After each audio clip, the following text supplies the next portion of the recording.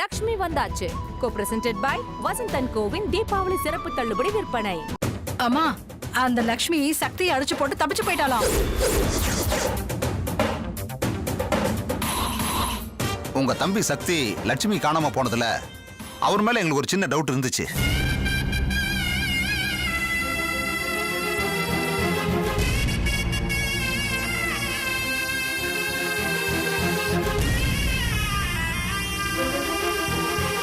அனு அனு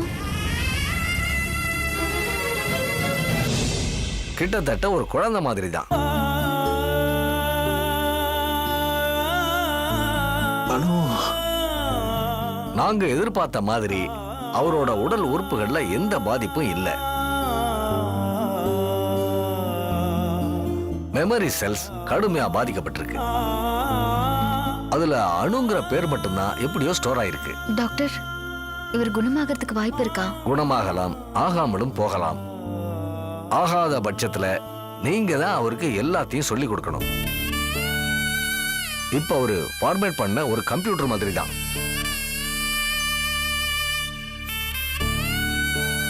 ஒவ்வொன்னா இனிமே தான் இன்ஸ்டால் பண்ணணும். 35 வயசு குழந்தைன்னு நினைச்சுக்குங்க. இன்னும் கொஞ்ச நேரம் இவரை இங்க வச்சிருந்து நாங்க ட்ரீட்மெண்ட் கொடுக்கணும். அப்புறமா இவரை டிஸ்சார்ஜ் பண்ணிக்கலாம். தயவு பண்ணி நீங்களாம் கொஞ்சம் வெளியே இருங்க. ப்ளீஸ் கோஆபரேட் பண்ணுங்க.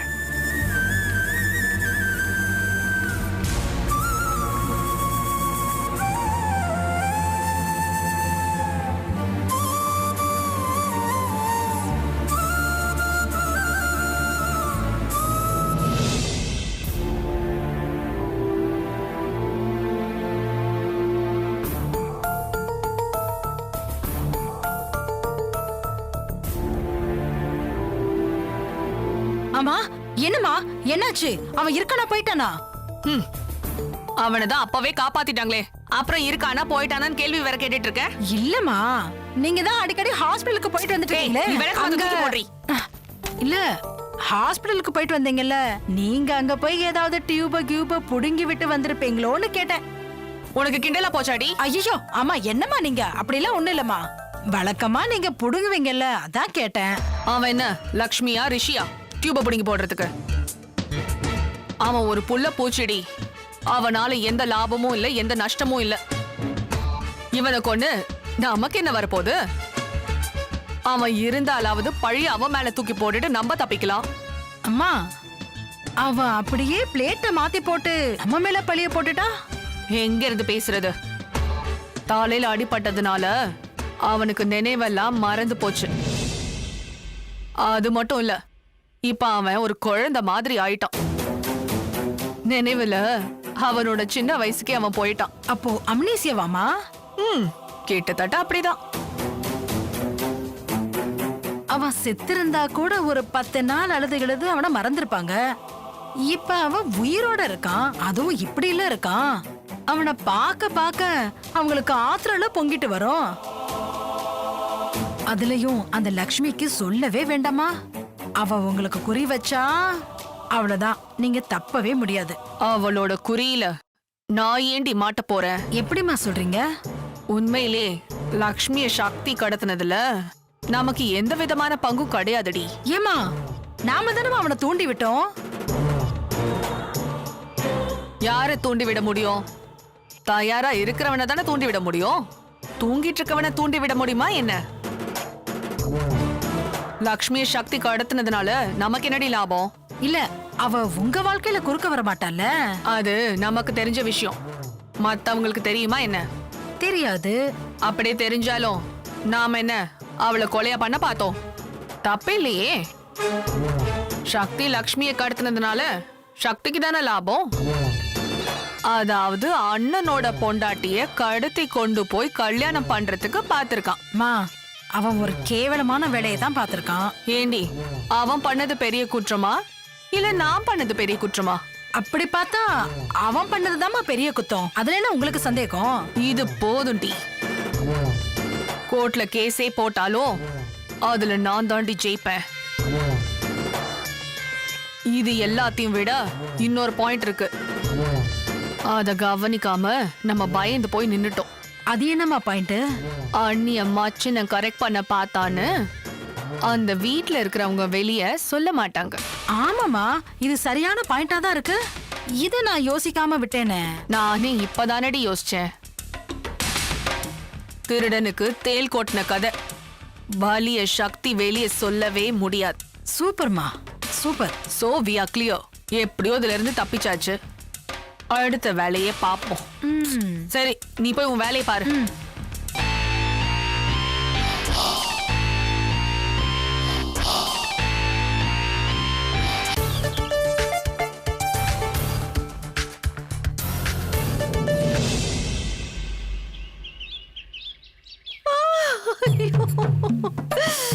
ஐயோ, கடுக்குதே கடுக்குதே அம்மா.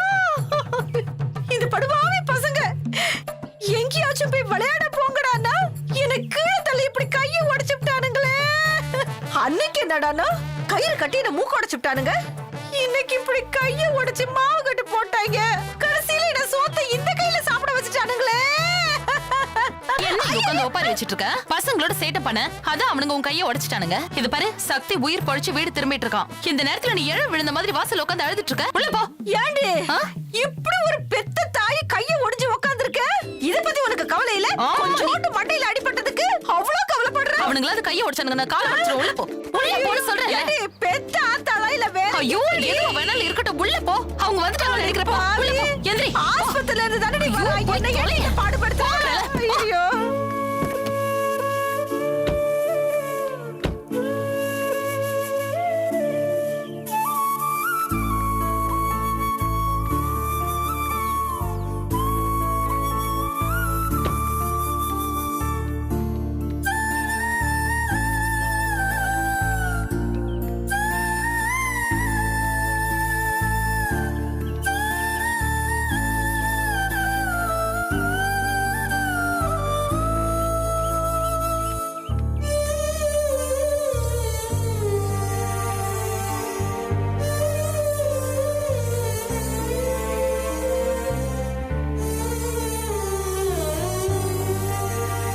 பாத்து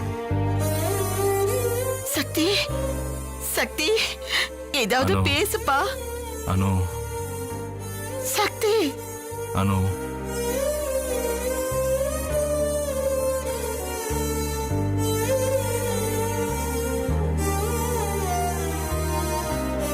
சக்தி, அனு,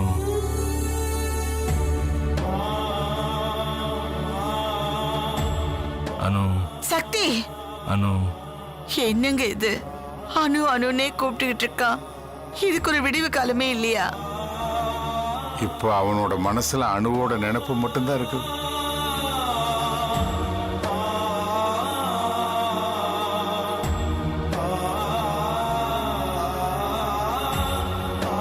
நாம இத்தனை பேர் இருந்தோம், நாம யாருன்னு கூட அவனுக்கு தெரியல வள்ளியம்மா.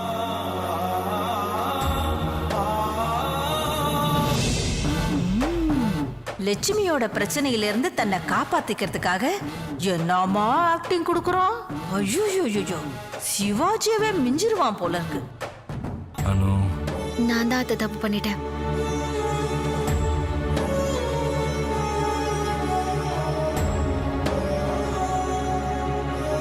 பெரிய தப்பு பண்ணிட்டேன். சக்தியை அடிச்சிருக்கவே கூடாது.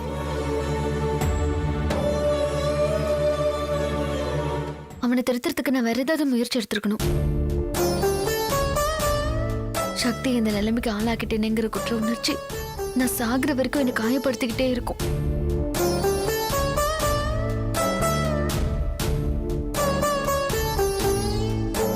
லட்சுமி, அந்த குற்ற உணர்ச்சி உனக்கு வேண்டாமா? ஒரு நல்லவனை நீ இந்த நிலைமைக்கு கொண்டாடல. ஒரு கெட்டவனை, ஒரு மிருகத்தை உன்னை காப்பாத்திக்கிறதுக்கான ஒரு போராட்டத்துல தான் அவனை நீ அடிச்ச. அது தப்பு இல்லம்மா.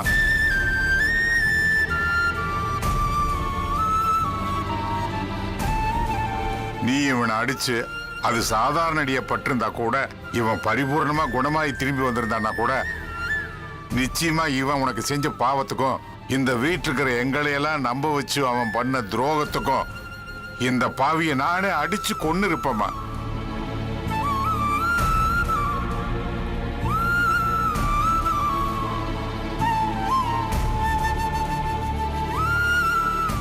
ஆனா காலமெல்லாம் இவன் பண்ண பாவத்துக்கு துன்பத்தை அனுபவிக்கணும்னு தான் கடவுள் இவனுக்கு இப்படி ஒரு தண்டனையை கொடுத்திருக்க.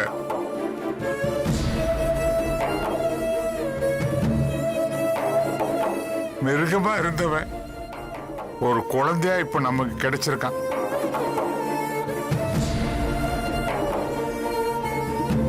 அந்த ஒரே ஒரு காரணத்துக்காக மட்டும் இப்ப இவன் இந்த வீட்டுக்குள்ள இருக்கிறான். நீங்க 1000 காரணம் சொல்லலாம் மாமா.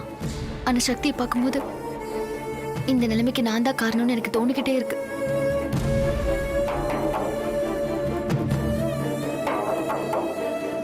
லட்சுமி, அத நீ குற்ற உணர்ச்சியில பார்க்காதம்மா. குற்றம் செஞ்சவனுக்கு கொடுத்த தண்டனையா பாரு. லக்ஷ்மி, உன் இடத்துல யாரா இருந்தாலும் இதத்தான் பண்ணிருப்பாங்க. அம்மாடி, நடந்ததை ஒரு கெட்ட கனவா நினைச்சு அதை மறந்துருமா. நீ அதை மறந்துதாமா ஆகணும். உன்னை அவன் மனைவியாக்க துடிச்சான். அது தப்பு இல்லையா? இப்போ கடவுள் உன்னை அவனுக்கு ஒரு தாயா ஆக்கியிருக்காரு. நாங்க அவனை பெத்து வளர்த்ததுல தப்பு பண்ணியிருக்கோம். அதுதான் அவன் மிருக நிலைக்கு போனதுக்கு காரணம். இப்ப நீ அவனுக்கு ஒரு தாய், ஒரு நல்ல மனுஷனா நீ அவனை மாத்தி கொண்டு வாம்மா. என்னைக்காவது ஒரு நாள் அவன் குணமாகி அவன் ஒரு நல்ல மனுஷனா இருக்கணும்.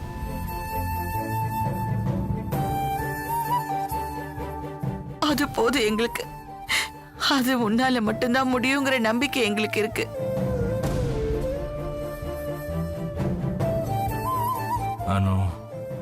நம்மளும் இவனை நம்பி இன்னும் ஏமாறணுமா? இன்னும் அணுகிட்டே இருக்கான்.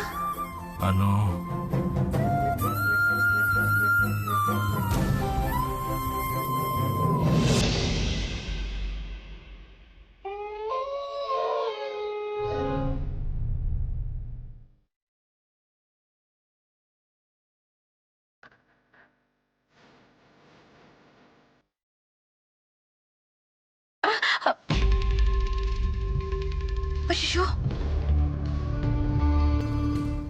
ஐயோ, மணி 12 போகுதே.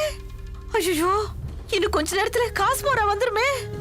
வந்துருச்சுன்னா ரத்தம் கொடுக்கணுமே. ஐயோ, பேசாம சக்தி கிட்ட சொல்லி ஏற்பாடு பண்ணலாம்.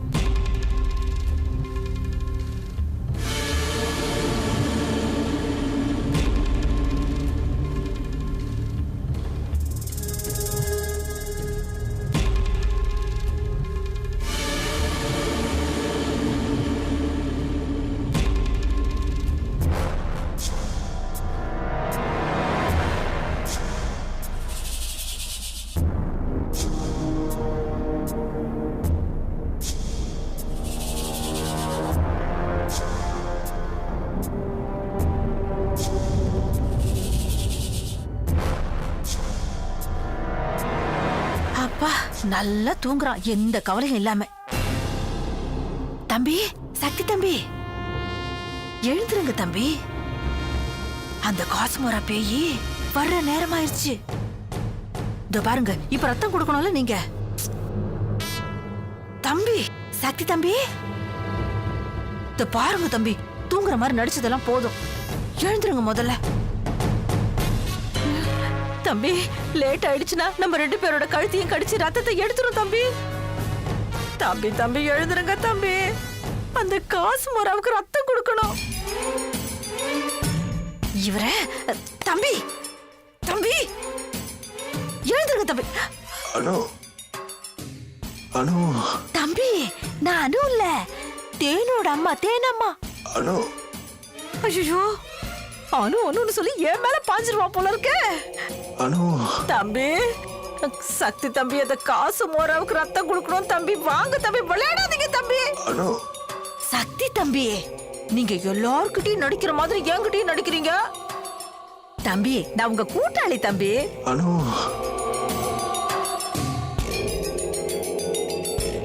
எல்லாரும் சொல்ற மாதிரி உண்மையிலேயே அவனுக்கு பைத்தியம் பிடிச்சிருச்சோ? மறுபடியும் அனுங்கிறான். அப்ப ஒரு பைத்தியக்காரன் கிட்டதான் இவ்வளவு நேரம் தொண்டை தண்ணி வத்த வத்த கத்திக்கிட்டு இருந்தேனா? அணுங்கிறானே படுவாவி. நம்ம போய் ரத்தத்தை கொடுத்து நம்ம கடமையை நிறைவேற்ற வேண்டியதா. இவன் ஒருத்தன் மேல போனவள அணுன்னு புலம்பிக்கிட்டு கிடக்குறான். ஏற்கனவே ரத்தம் கொடுக்க போய் அந்த காசு மோரா என் கைய கடிச்சு ரத்தத்தை குடிச்சிருச்சு. இப்ப மறுபடியும் ரத்தம் கொடுக்க போறோமே, எங்க கடிக்க போகுதோ தெரியலையே. இந்த படுபோய் இப்ப ஆரம்பிச்சு விட்டுட்டோம், நான் மாட்டிக்கிட்டு முழிக்கிறேனே.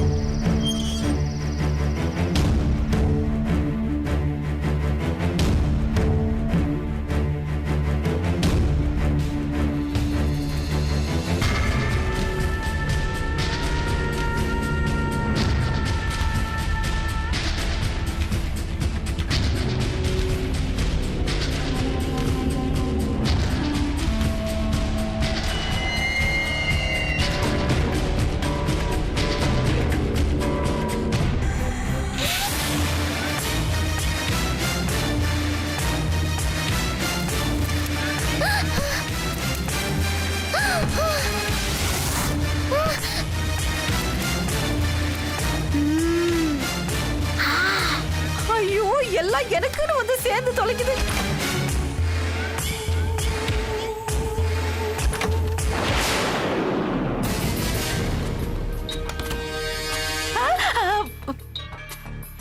என்னடி இந்நேரத்துல பேய் மாதிரி வந்து நிக்கிற? நான் பேய் மாதிரி வந்து நிக்கிறது இருக்கட்டும், நீ என்ன பிசாசு மாதிரி சக்தி ரூம்ல இருந்து வந்து நிக்கிற? உனக்கு என்ன அவர் ரூம்ல வேலை? ஏய், தண்ணி தாக எடுத்து ஸ்ரீ, தண்ணி குடிக்கலான்னு கீழே போனேனா இங்க சக்தி தம்பி அணுன்னு அழுதுகிட்டு இருந்துச்சு. பாவம், ஒரு ஆறுதலா 2 வார்த்தை சொல்லலாம்னு போனேன். நீ எதிரில வந்து நிக்கிற. சரி சரி, காட்டேரி பேய் மாதிரி சுத்தமா போய் தூங்குப்பா. நீ எங்கடி போற? எனக்கு தண்ணி தாக எடுக்குது, தண்ணி குடிக்க போறேன். மேடத்துக்கு விளக்கத்தை சொல்லிட்டு தான் போணுமா? சரி சரி போடி, கத்தாதற. ஏன்டி இப்படி கத்துற? அஜ்ஜோ, சரி இவ தண்ணி குடிச்சிட்டு வரதுக்குள்ள சீக்கிரமா அதுக்கு ரத்தத்தை குடுத்துட்டு வந்துடலாம்.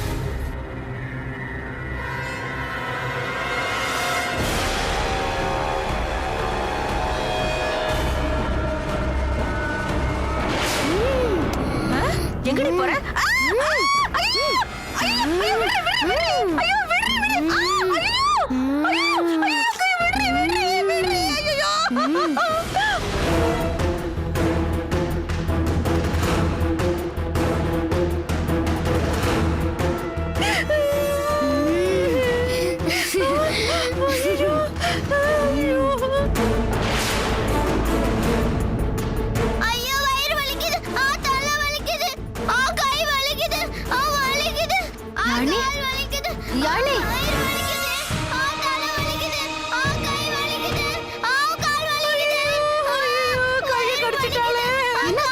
வெளியில வந்து இப்படி கீழே விழுந்துட்டா லட்சுமி. என்னாச்சுடா? ஒண்ணும் இல்லடா. மாமா